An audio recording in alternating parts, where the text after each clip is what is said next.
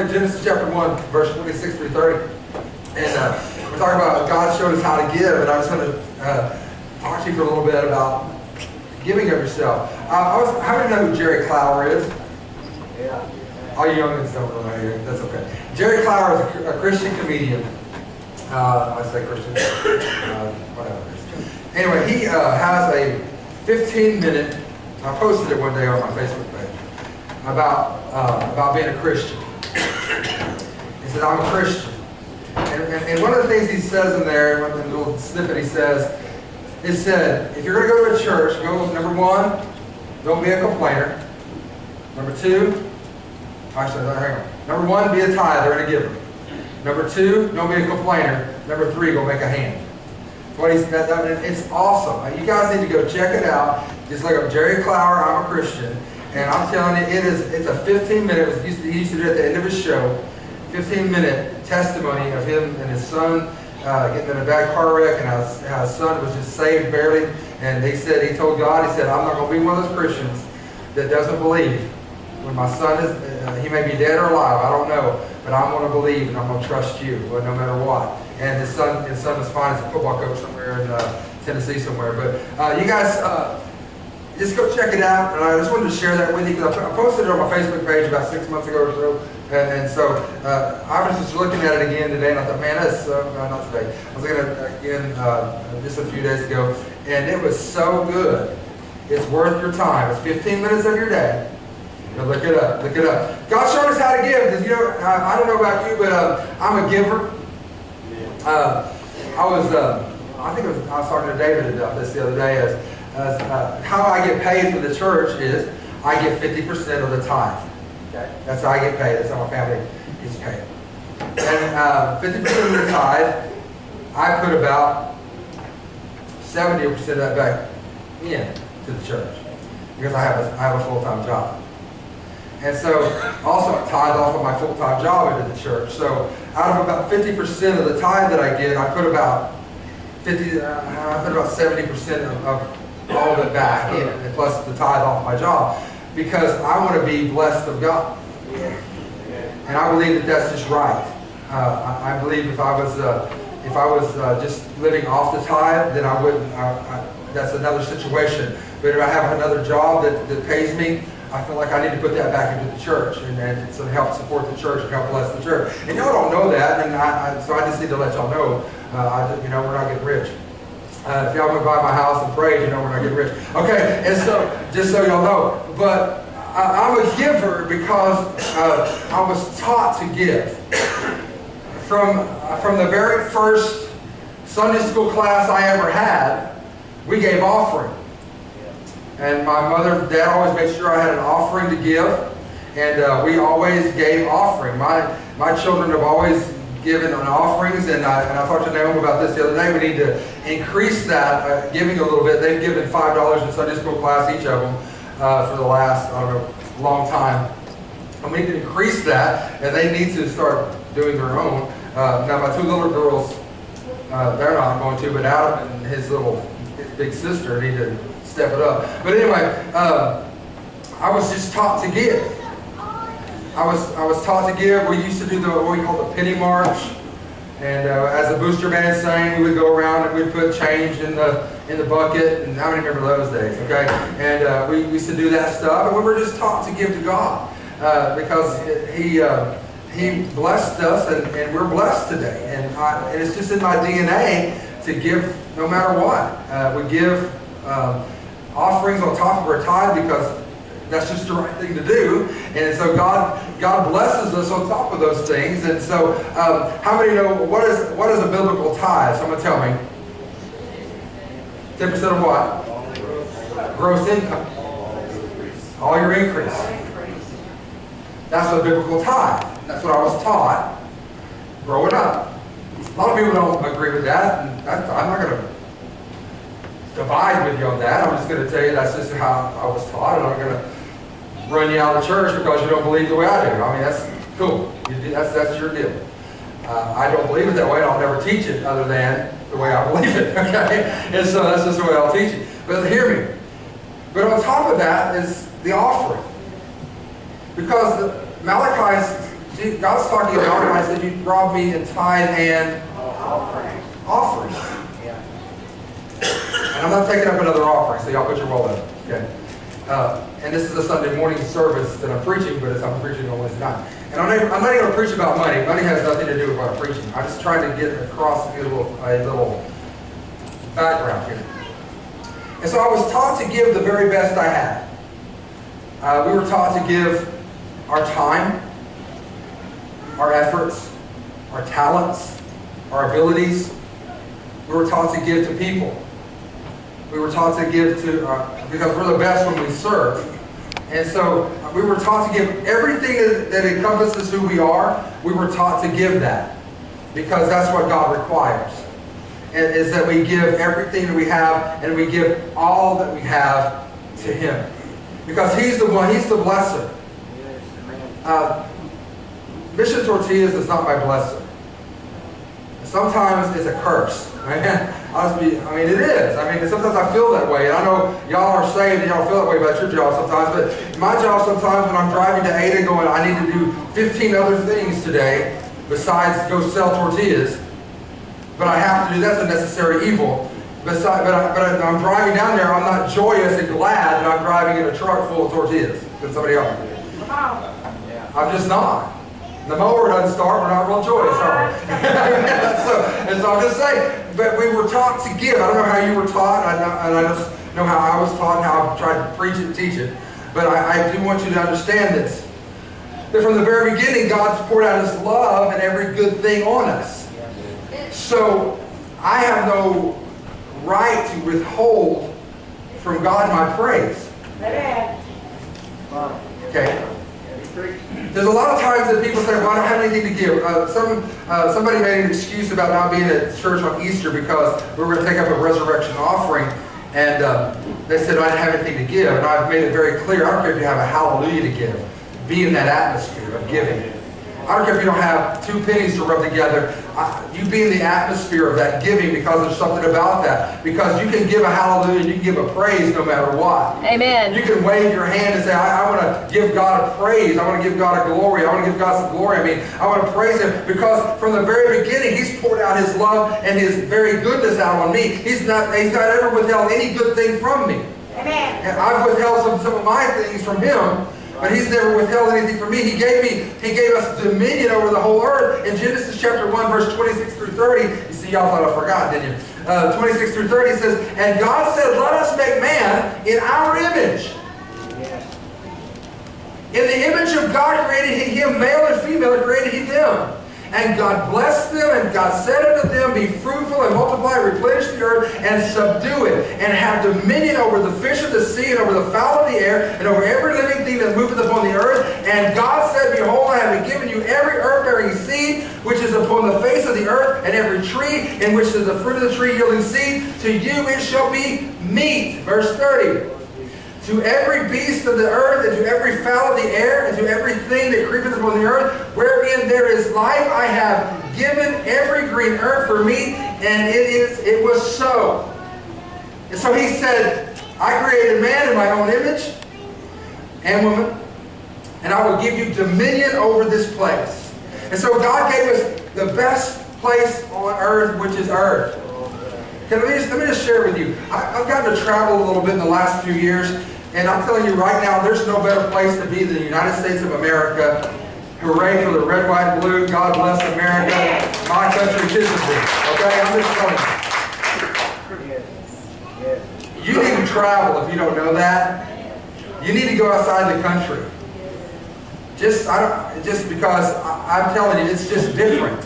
You say it's worse. It says, but I find it worse because I'm used to being able to go do what I want to do at 3 o'clock in the morning. I find it worse because I can go get me Dr. Pepper anytime I want one. And so I can just do that, okay? And so, but in other countries you can't do that because you don't have what we have here. I am so blessed and I'm so thankful for that. But God gave us dominion. God gave us dominion over the entire earth. God placed us here in His shining jewel in the universe. And He placed us here. He breathed to us everything. We have rule over the earth. Not the spotted owl. Not the horny toad. Have you guys noticed? And then you country guys, like you and me and you guys, there's no horny toads around anymore. What's up with that deal? They're all at TCU? I mean, what's the deal? I haven't seen one in years. And they used to be everywhere. We used to catch them and race them. Yeah, that's what I went. That's what we did. I mean, that's right. So we used to catch them. And all the time, we put them in a box and let them, but they used to be everywhere.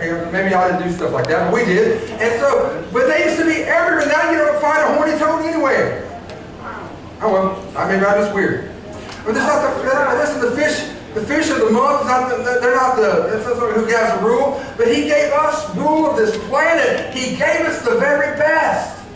He gave us His very best. We, humanity, forfeited our right to rule the planet. In Genesis chapter 3, verse 17.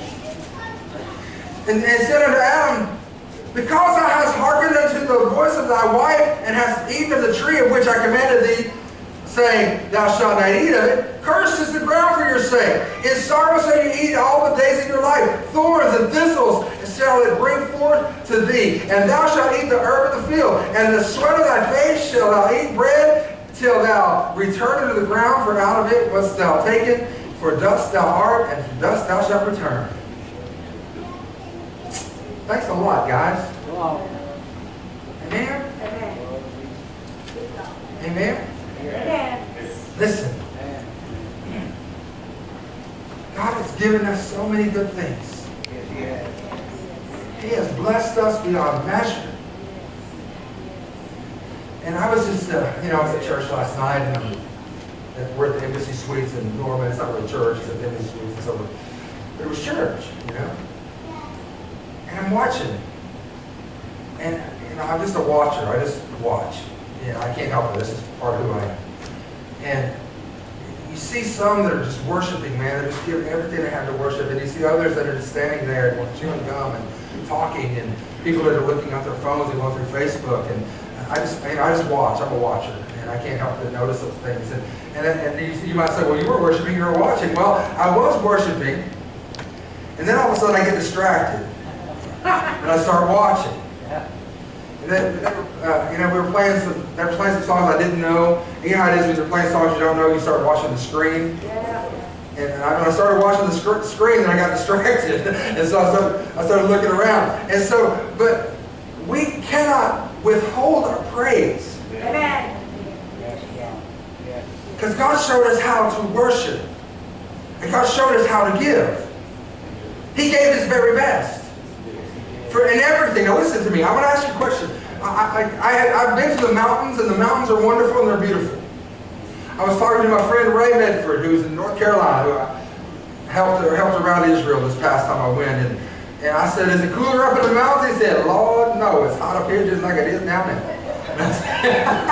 I love the way he talks. He cracks me up. But he went to the mountains. I said, well, Brother Ray, why are you going to the mountains? He said, because my wife said if I'm going to Israel, she's going to the mountains. And he said, I can't even complain about how much money she spent for the rooms because I spent money in Israel. And he just cracks me up. But anyway, he's a great guy. I love him. And so anyway, I've been to the mountains, and the mountains are beautiful. Have you guys ever been to Yosemite? Anybody been to Yosemite? And looked at those redwood trees? Man, they're miles long, it looks like, when you're in that. It is such a beautiful place in Yosemite, with the waterfalls and the trees that are forever tall. And it's just a beautiful place, and you think there has to be a God who created that. I've been to the desert, which I hate, with a horse with no name. And I've been, sorry, and I don't like the desert. I think the desert's ugly, but there's some people that like the desert. I don't like the desert. Number one, it's hot.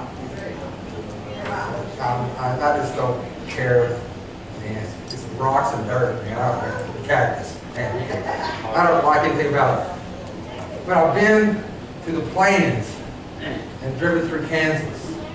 A lot of people say they don't like Kansas. Right now, there's just flat, but it's beautiful to watch the wind blow the weeds. It's beautiful. You drive through there and then watch the wind. You can see the wind just whip through the field. And it's really, really cool. I've been to the East Coast. I've been to the West Coast. I've been to the South. And there's just a lot. I've never been Northeast. I didn't go. Well, I went to Washington, D.C. But anyway. But just our country. We have everything. We have the mountains that you can go ski in. You have the rivers you can go boating in. You have the lakes, and you have everything, the oceans and everything. God gave us such a beautiful place to live. And He just gave it to us and blessed us. So what I mean by all that, the reason I bring all that up is that God gave us the best. The best. I've been to Mexico, and I've swum in the Caribbean. I've been there. The water is so beautiful. Because when you're in Okie from Oklahoma, and red water is what we see most of the time, murky water. But you get down there by the Caribbean, and you can see 40 feet down, and it's just as clear and blue and beautiful. Been to Alaska, they have beautiful mountains and water and rivers and beautiful. God has given us His best. He's given us everything. And let's think about where you live today. Seminole, Oklahoma. Let's think about it. You can drive toward their house, drive eastly, and you can get just a little bit past their house, and you can look off, and it just drops off in their hills, and it's beautiful over there. Where they live, it's just beautiful over there. You get close to, the Wewoka exit or whatever. It's beautiful. There's a marker on one of those hills up there, because when I was with my brother being stupid hunting coons, there's a marker. It's the highest point in Seminole County over there somewhere. There's a marker that says the highest point somewhere. Over there somewhere. And when I was the Danielsons, they're by you. There's caves, and there's a waterfall, and all that stuff over there. Just where you live in Seminole, Oklahoma, you didn't know you had waterfalls, did you? But you do. And we used to jump off into the pond at Danny Danielson's house because he had all these caves that Indians used to live in, and they found all these arrowheads in these caves in Seminole, Oklahoma, just east of here, out by their house. And it's just beautiful. And you can drive, and we have so many lakes. I think I read one time that Oklahoma has more shoreline than any other state. Is that correct? Because we have so many lakes and rivers and streams and whatever.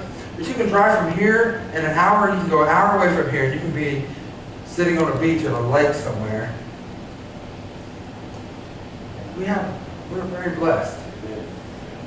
Now, is our town the most beautiful town? No, it's not the most beautiful town. We could do a lot more with it, and we should do a lot more with it. It is, we have to have some people with some civic pride. But anyway, we're just where we live right now. God, you can just take a look around where you're at. And for example, I'll give you another example. Seminole proper. You can go right up this hill to the First Baptist Church, and you start driving down, and you can see how the elevation goes. I took Cody Brent one time, where the pink laundry is and the softball field is. That used to be the lake. I took him one time down Walnut Street, and we stopped just before, you had the Pentecostal Holiness Church here. It used to be Amazing Grace. It's the Way Church now. I said, can you imagine when that lake was there? You're sitting here, and it just drops off into that lake. Can you imagine how beautiful that was? How beautiful! I don't know, maybe a slough for all I know, but in my mind, it would have been beautiful. As you go from the lake right straight up to Roosevelt School and blew up, and then how beautiful it is where you live. Because God gave you the best. Even in a little town in Oklahoma, you have the best. You can find beauty anywhere. That's why I say some people like desert. I don't like desert because I think it's ugly, but there's a lot of people that like desert because they like it. I mean, I would not like to live in Arizona nor New Mexico. I would not like to because that's not my deal. Okay, but here's the deal. God showed us how to give because He gave us His best. I'll try to hurry up. The earth once served man, and now man had to work to receive from the earth. Let's fast forward to the New Testament, John 3:16. For God so loved the world that He gave His only begotten Son, that whosoever believes in Him shall not perish, but have everlasting life. Because God gave us His very best. Because God showed us it's not just about giving you a physical thing, but how about a spiritual thing? It's not just about getting physical things. And so whenever I say that I give because God gives me, it's not just because I want God to give me money. It's because I want the spiritual aspects of giving. Because I'm giving my life to God. I'm giving, listen, I don't know how your life works, but I work and I make money. Amen. I don't know what you make when you work, but I make money, okay? And so with that money, I buy the things that I need or I want or I desire.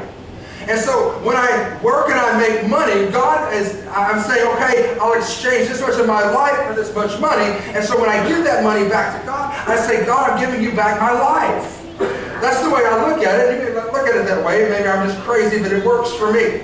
And so when I say, God, I'm giving you back my life, then He in return gives me back that much spiritually things, not just spiritual things, not just spiritually, but He does meet my needs financially and physically, and all those needs are met by me saying, you know what, God, I'm going to give you my best, and He gives me in return His best.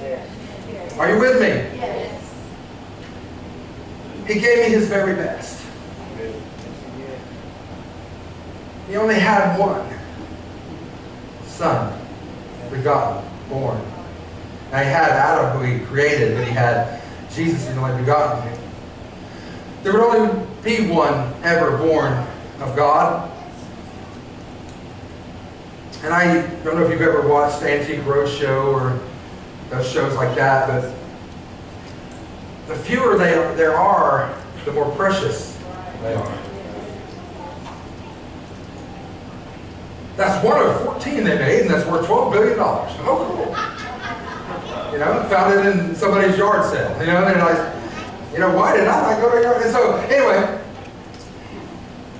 but there's one begotten.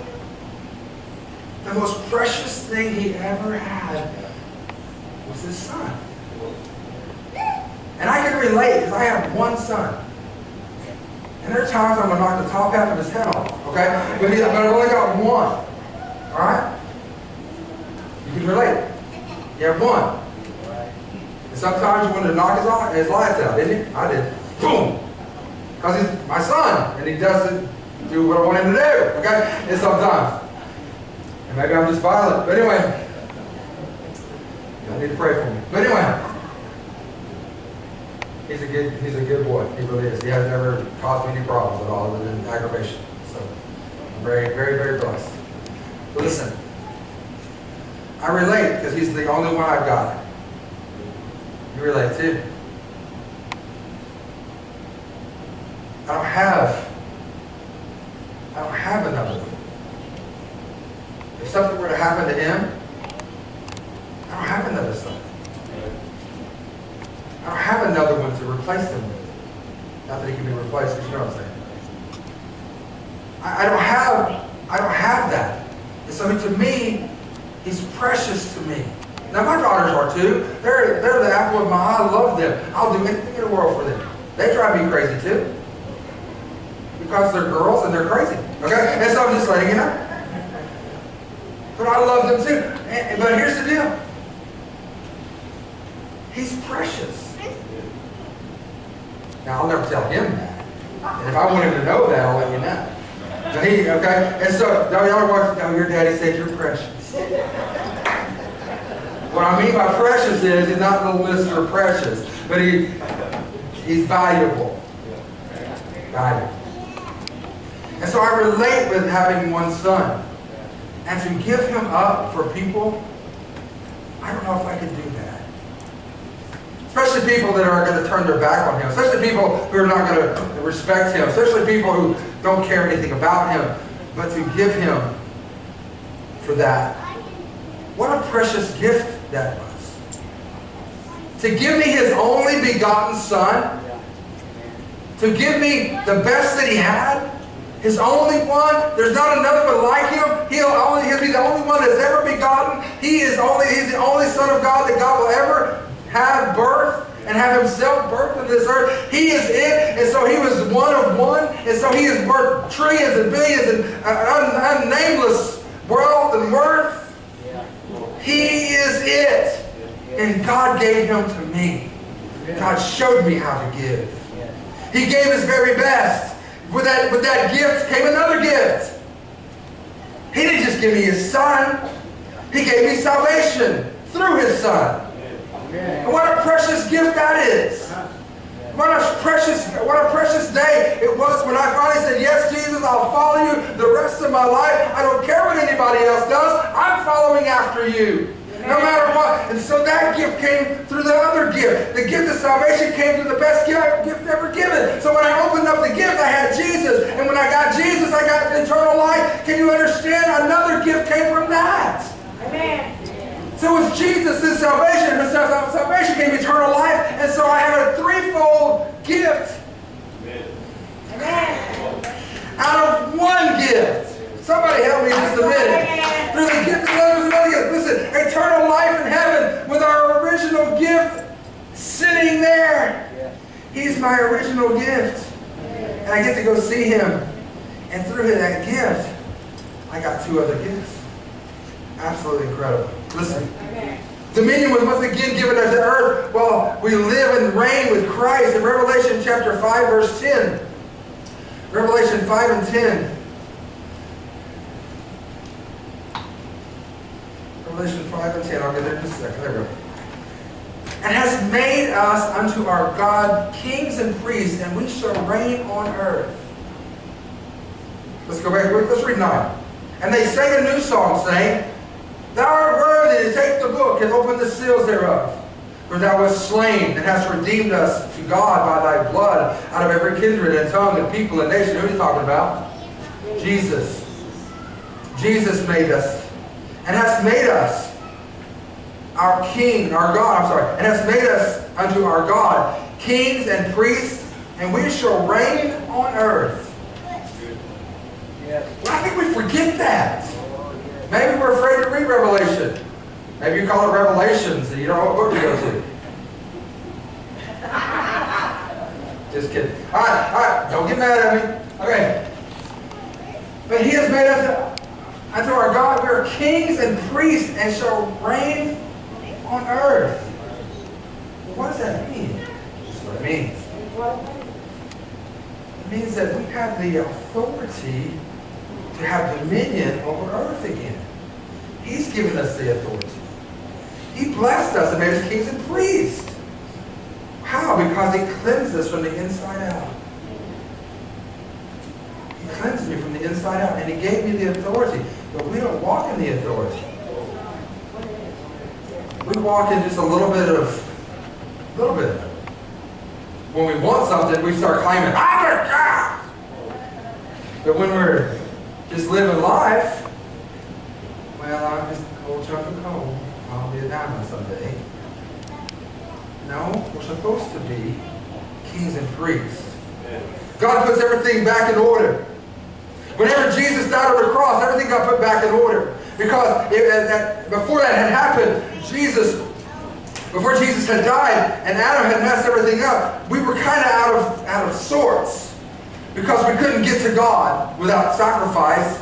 And that really didn't really do it. It just covered sin. It didn't take away sin. So it just covered it. And so we really couldn't get back to God. And so we didn't have that relationship that God had with Adam because we didn't really speak to God like we needed to. And he couldn't really speak to us like he needed to. Now, there were certain times that he did with certain people. But for the most part, we were alienated from our Father because of sin.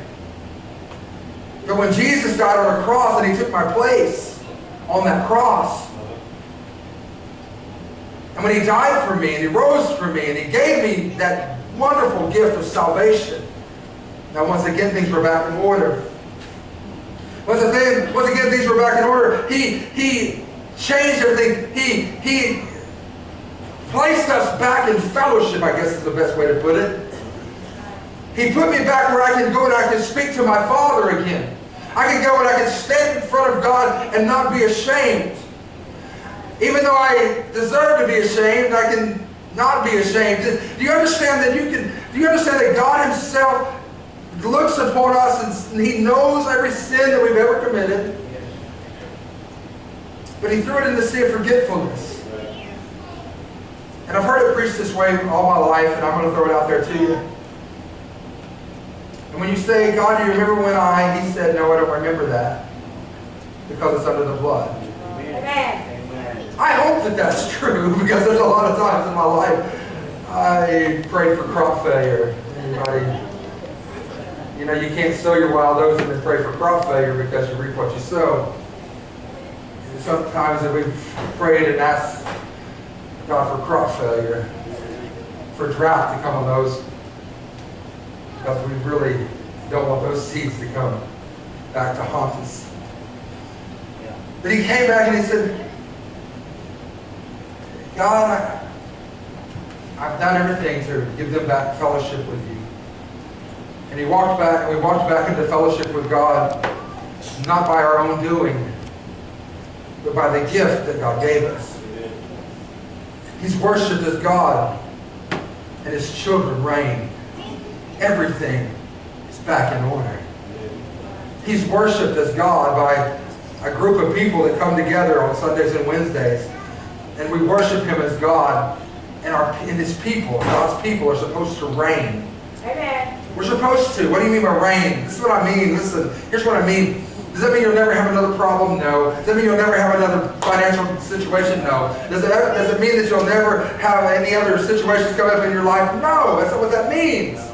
But what it means is this, is I have authority over those things, but we don't take those authority. We don't take that authority because we don't really believe we have that authority. Are you with me? Okay, how can I explain this? Okay. Okay, Aaron, let's say Aaron's a police officer. Okay? And Aaron has somebody stop on the side of the road. And here comes somebody, and his radar goes off, and it says 85 miles an hour, but they don't think Aaron can pull him over because Aaron's pulled over somebody else, so they're just going to go by him at 85 miles an hour. Aaron gets out of his car and goes, and the car stops. Not because Aaron's overpowering the car, but he has the authority to stop the car. You with me? So Aaron already has somebody stopped on the side of the road, but he has the authority to get out of the car while somebody's already there and stop somebody else with a simple hand gesture. Now, can I share with you that you have the authority, even though the devil may try to overpower you, and maybe he has something that he's hitting you harder than you believe that you could ever be hit. But you have the authority to stand in front of the devil and put your hand out. Amen. Come on now. Because that's what it means to reign, is that you have authority. But use the authority that God's given you. That's good. Okay, so here, just a second. And I'm about to wrap up, so hang on with me. When we give, it should be the best we have. Not our leftovers. And I'm going to throw tithing out there again because people listen. When you say something about money, they get all perked up. Okay? So, okay? Tithing is not the 10% you have left. It's the first 10. Amen. Amen. It is. It's okay. It's not. Okay. I think I've done this before. I laid out $10 bills or whatever it was here, and you don't. It's the first one, and then you live off the 9. Well, what do you mean by okay? Because here's the deal. Okay, listen. Say for example, we're dealing with sheep. We're dealing with sheep because that's what they used to tithe. They would give sheep. The shepherd didn't wait till he had all the sheep and then give one. He gave the first one not knowing whether he was going to get a second one. You with me? The first one says, God, I trust you. You with me? That makes sense? Because he didn't know whether he was going to get a second one. He may have given all he got. But God blesses. That's what I mean by giving our best. Give the best we have. The best. Give God what you have. Okay, let me get off money so I don't make anybody mad. Let's say for abilities. Maybe you have an ability to do something, whatever it is. You don't do it for everybody else and then say, well, I got a little bit of yarn left. I think I'll make something for the church. Come on. Come on, help me now. You do the best you can for God's house, and God will make sure you have enough to make whatever else you have. That's right. Amen? Amen. Give our best. Give with a purpose. What do you mean give with a purpose? I give with a purpose. I give with a purpose because I'm going to give, because I know in my knower that when I give, God's going to give back to me. And I don't give just because I want to give, but I give knowing that He's going to because He's shown in the past that He will, and He shows in His Word that He will. Amen. So I give with a purpose. I write down, God, these are the things that I desire in my life. God, these are the things that you desire from me. God, these are the things that I need desperately. God, these are the things that I want. You guys don't have lists? You need to make lists, okay? Because you need to know what it is in your life you need. If you don't, you just let life happen to you. Happen to life. Don't let life happen to you. I'm having, you got to tell that water where to go. Water is a powerful, wonderful thing as long as it's in the banks. If you let the water get outside the banks, it's going to kill somebody. Amen? You got to control it. That's why they build dams and stuff, to control the water flow. Okay, so listen. Give with a purpose. Give expecting a result. Well, I don't think you ought to give expecting a result. Okay, then God didn't give Jesus expecting a result? God gave Jesus expecting a result. God expected, thank you, a harvest. God expected souls to be won by the sacrifice of His gift. That's right. Come on. Give with expectation. Yes.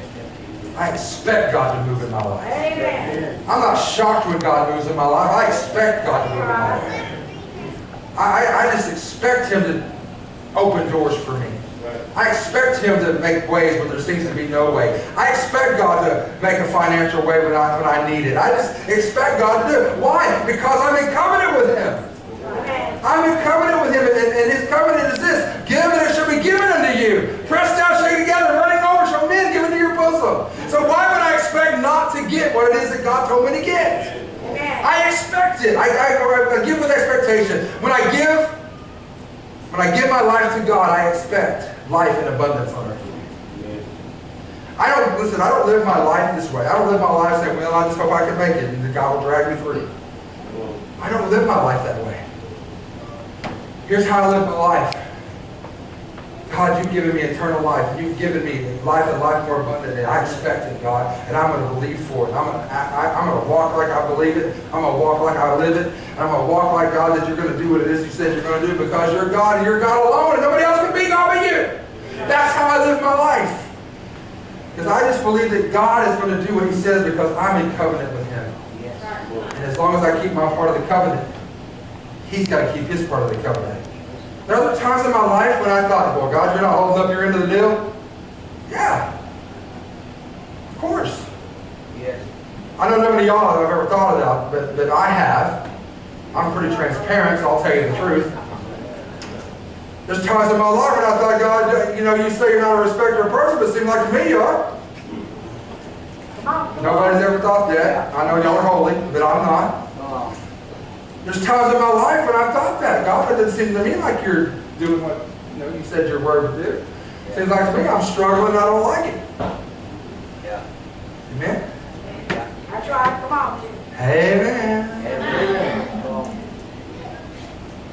But if I never had a problem, I wouldn't know that God would solve it. Amen. I wouldn't know what faith in God would do. Come on, help me through it all. Somebody help me just a minute. Help me a minute. Listen, and I didn't die through any of it. Amen? I got through it and I'm better for it. And God knew what He was doing the whole time. I give with expectation. I'm wrapping up. That God is greater than me. And can do more for me than I can do for myself. That's right, amen. I give with expectation that God is God. Yes, yes, yes. And if I'll keep my command, I'll keep His commandments, and I'll do what He tells me to do. I'm not saying I want to freak out about this stuff. I freaked out. I'll just tell you, I carry to be transparent. Okay. I freaked out about our low attendance on Wednesday nights for the kids and adults, and so I started asking my preacher buddies. I said, man, are you struggling on Wednesdays? And then they were like, oh, Lord, yes. They said, oh, our kids are down, our adults are down. I said, well, that don't get offended me, but I'm glad. It's not just us, you know, because I freaked out a little bit about it. And I told the ladies in the back before service, I said, listen, I just want y'all to know it's not y'all. It's just right now that I don't know what's going on in Citadel, but the First Baptist Church, all they had tonight was youth service. They had 6th to 12th grade at First Baptist tonight, and I don't know what else they had up there. I know IFC, they're down. I talked to, they got over there. And I talked to, Lord, she's my cousin Nita. Thank you. Lord, I mercy, lost her name. Jimmy and Nita Moreland. Yeah, they're struggling. I talked to, the IFC, Tim. I talked to Tim Tate. I talked to their youth pastor. Because I'll be honest with you, it freaks me out a little bit. Because I want to be effective, you know. And they said, no, don't feel like the Lone Ranger. Everybody's kind of down right now. So I don't know if it's just summertime blues or what. But we're hanging in there. We're going forward, doing what we're supposed to do. But I just, when I said that, I said, I give with the expectation because I believe that God's going to do what He said because He's God, He's greater than me. But understand this also, that I freak out about stuff too. I get worried about stuff. I get, on the edge about things too. I'm just a guy. Just a guy. Give with expectation. God's greater than me. The last one. He needs me to give. God needs me to give and learn how to give. That's right. And give the best. But can I share with this last little statement? I got 5 minutes before 8. Can I share this? We need to learn how to receive. Amen. There you are. I've had dealings with so many people that don't know how to deal with their past. They don't know how to receive salvation because they don't feel like they're worthy of it. They don't feel like they're good enough to be saved. I've dealt with so many people that don't know how to just receive what it is that God has for them. Because they feel like they don't have enough to give. Come on. I don't care who you are. When you give your life, that's all He requires. That's right.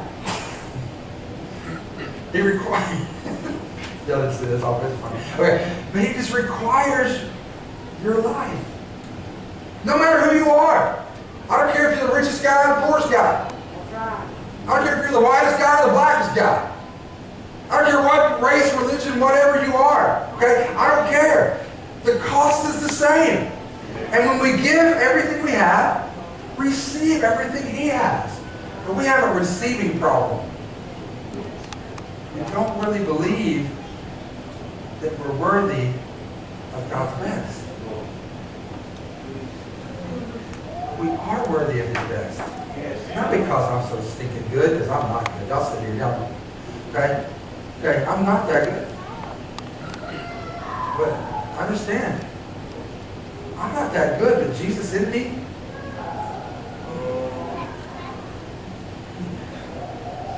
He thought I was worth saving. He thought I was worth keeping. Come on. He thought I was worth dying for. And man,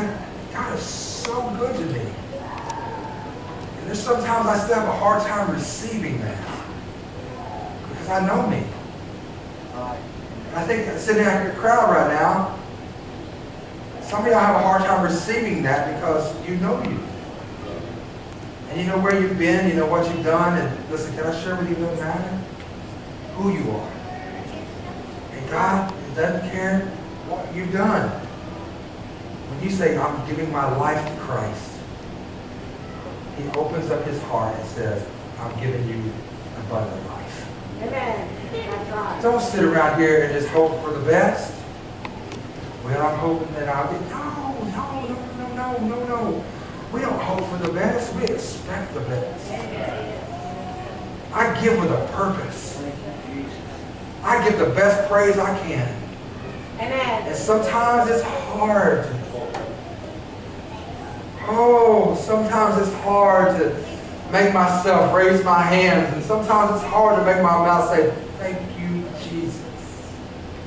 And in my heart, I mean it. In my heart, I really do mean it. I want that. But sometimes physically it's hard for me to do it. Because I don't know if y'all know this, but I get tired too. That's right. Come on now. My body gets tired too. And I'm not going to put on airs like I'm Superman or something. Because I'm not. I got the same issues you guys have. You know, I've got kids and family. I got decisions I've got to make for them. Not just this church, but for them. Medical things that we have to deal with. Come on now. Come on. I'm not immune. I'm not immune to life. But the way you attack life. Maybe that's another sermon for another time. But attack life. Don't let life put you on defense. Man, you're offensive. Score. It's hard to win if you don't score. Is that soccer? Don't get me started. Jesus, take the wheel. Okay, so help me. Wrap it up. Give with expectation. Expect God to do something in your life. Amen. When you walk in this building, expect God to do something in your life. Amen. Amen. Don't walk in here saying, well, I don't know. Who's singing? I'm just great. I guess I'll go to the bathroom until it gets done. Y'all laugh. Come on now. Oh, I'll sit out in the car and finish this drink. Come on now. Come on. Instead of walking in, man. Garth Brooks put on 4 concerts in 2 days downtown, and people waited outside in line for 2 hours, 3 hours to get in that building. And I like Garth. I mean, I'm just telling you. He's got some good songs. He's a good old country boy from Yukon. You know, hallelujah. Great. But I don't see people camping out. Man, it's Sunday morning, I'm freaking out because it's like 5 minutes to 10 and there are 8 people in here. And I'm like, okay, we'll see what's going on with that. And then at 10 o'clock, it's like, a flood of people coming in here. After y'all stand in this 4-year talk, we're going to have Sunday school. But we're trying to, but I don't know. Whatever. Garth can't do nothing for me. He can entertain me. And I don't care if you go see Garth Brooks. Boy, I don't care. Go, whatever. Just don't spend your offering on it. Amen. What I'm saying. I mean, that's fantastic if you will go, Lord bless you. I don't care. Do what you do, you, boo. Okay? Whatever. Okay? But hear me. I'm not going to give God's money. I got to shut up. That's a whole nother sermon for a whole nother time. Amen. Stay on your feet with me, so I'll shut up.